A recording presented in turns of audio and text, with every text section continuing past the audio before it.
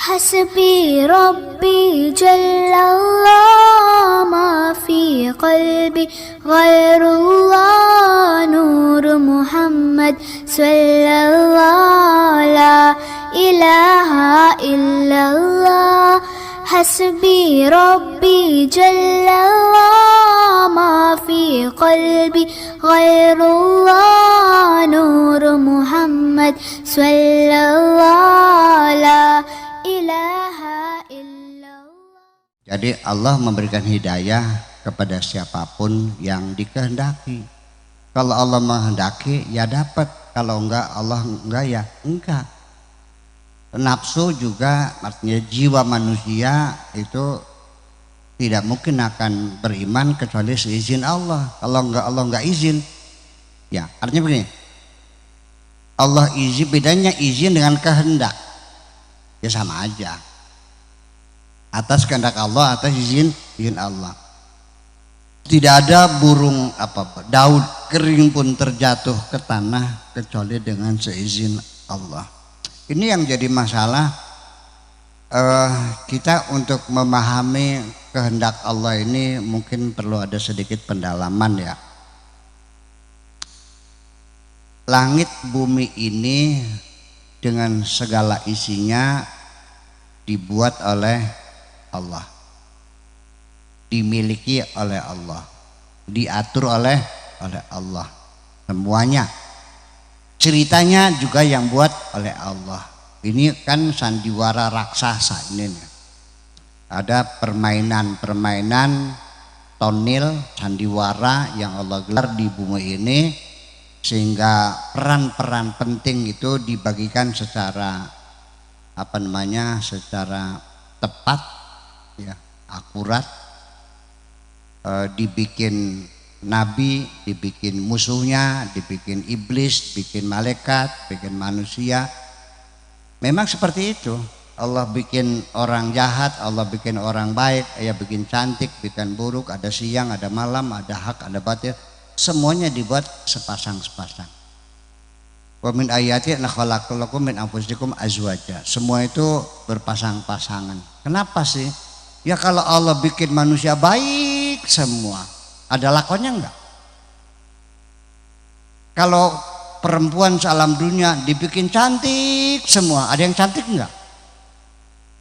Yang cantik enggak ada, yang jelek enggak ada. Bahkan kita sendiri untuk memahami itu, saya tidak yakin Anda bisa membedakan antara pahit dan manis kalau Anda belum pernah mencoba kedua-duanya. Betul enggak?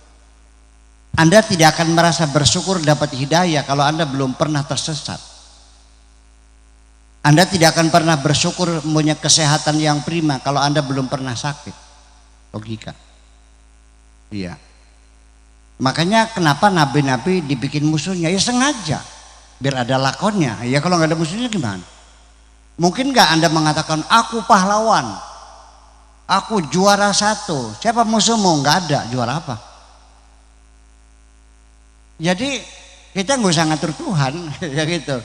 Yang penting apapun peran yang Allah berikan, yang penting adalah bukan meminta peran, meminta fungsi yang ada manfaatnya, itu aja kok. Jadi kalau kita pengen minta jadi setir semua, nggak ada yang jadi pentil, nggak ada yang jadi ban, bisa jalan nggak mobil itu? Mobilnya juga nggak ada yang supir, andainya setir. Berapa punya setirnya? 10. Bisa jalan nggak? Enggak dong. Jadi nanti sekalipun peran Anda di dunia sebagai pentil, yang penting ada gunanya. Padahal itu mobil harganya 2 miliar. Pentilnya berapa? 5.000. Kalau nggak ada pentilnya saya jalan nggak? Berarti sekalipun pentil Anda ada fungsinya. Jadi kedepannya yuk kita berebut fungsi, jangan berebut posisi. Nah sehingga ketika orang itu begini, kalau kita bikin sinetron terus tidak ada tokoh antagonisnya, serem gak lihatnya? Makanya Allah bikin Abu Jahal, kan lumayan buat cerita. Nanti di antara semua pemain dalam sandiwara itu yang mendapat piala citra itu siapa ya? Bukan sebagai raja, tapi orang yang bisa bermain dengan watak, yang bagus pemain watak. Jadi dalam hidup ini jangan mencari fungsi, tapi how to become the best actor. Bagaimana menjadi aktor terbaik, itu aja ini. Yang jadi camat, jadilah camat terbaik. Yang jadi danamil terbaik, berfungsi, itu aja persoalannya. Allah tidak akan melihat jabatannya, Allah melihat hatinya, itu macam itu. Nah, oke, itu satu. Ya, kita jangan bertanya kenapa saya kok dijadikan maling, nggak usah. Kenapa saya jadi kiai? Kan gitu. Saya juga nggak pernah minta jadi kiai kok. Haji Mustafa aja panggil saya kiai, saya mah enggak kok. Nah, begini. Ini di depan mata saya. Bapak-bapak percaya nggak sama Nabi Muhammad? Saya pernah ketemu di mana? Belum. Ada yang nyimpan fotonya nggak? Nyimpan rekaman kasetnya ada nggak? Jadi percaya dari mana dasarnya? Katanya loh. Katanya sudah 1441 tahun lamanya. Katanya sudah berapa ribu katanya nih? Apa Anda yakin semua nih katanya kan itu benar semua gitu? Kok percaya? Pernah melihat Nabi melihat bulan dibelah? Pernah melihat Nabi Muhammad mukul batu keluar airnya? Pernah melihat Nabi Muhammad meres susu kambing kurus untuk ngasih minum 200 orang? Pernah? Enggak pernah kok. Lahirnya di mana? Di Mekah, sebelah mananya Lui Munding. Ya, tempatnya jauh, tapi percaya kan? Orang yang di Mekahnya sendiri tidak ada yang percaya, malah mereka yang ingin membunuh Nabi Muhammad kok.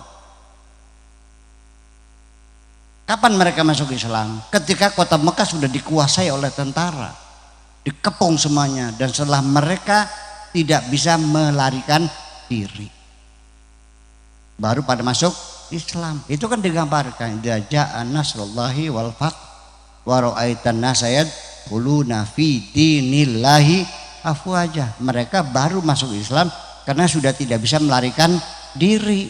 Betul enggak? Nah, ini orang Karangasem masuk Islam ini sukarela apa terpaksa? Orang Makkah masuknya terpaksa sukarela. Walau bagaimanapun, mau terpaksa ataupun sukarela, kedua-duanya tetap hidayah Allah. Satu melalui dipaksa, yang satu melalui sukarela. Allah memberikan ultimatum apa saja. Itiya tawan au karha qala ta'ataina ta'iin. Allah mengatakan pada alam semesta, tunduklah kepada aturan alam yang sudah kuciptakan. Qala ta'ataina ta'iin. Allah mengatakan tawan au karha, dengan sukarela terpaksa. Mereka mengatakan kami tunduk berdasarkan sukarela. Orang yang kaya disuruh oleh Allah anfiqu tawan au karha, secara sukarela itu terpaksa. Nafkahkan hartamu, pilih sukarela apa terpaksa. Yang sukarela ya mangga silahkan, masjid dibantu, madrasah dibantu, yatim piatu dibantu. Yang tidak sukarela akan dipaksa oleh Allah, bantu dokter, bantu maling, bantu penipu, ya kan? Cuci darah tiap hari, akhirnya melarat juga kok. Setelah melarat terus mati. Konyol kan? Ya anak sukarela dong. Ya kan, kita dihormati orang, dimulia. Betul enggak? Orang dermawan ngasih makan anak yatim. Kondangan duduknya di depan, enggak mungkin di belakangnya. Betul enggak? Minumnya juga teh tubruk. Kuehnya di piring ya. Kalau yang medit-medit di belakang sana. Iya, kuenya juga buras sama apa? Kerupuk, kacang gawil sama aqua gelas ya. Dibungkus plastik, dilempar-lemparin ini. Nah itu, ya karena medit sih. Ya, orang dermawan di depan kok. Semuanya sudah, dan itu hidayah dari Allah itu makanya.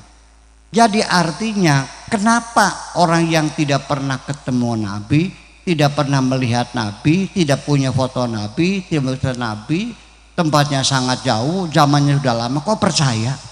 Mereka yang ada sezaman gak percaya, itulah hidayah namanya.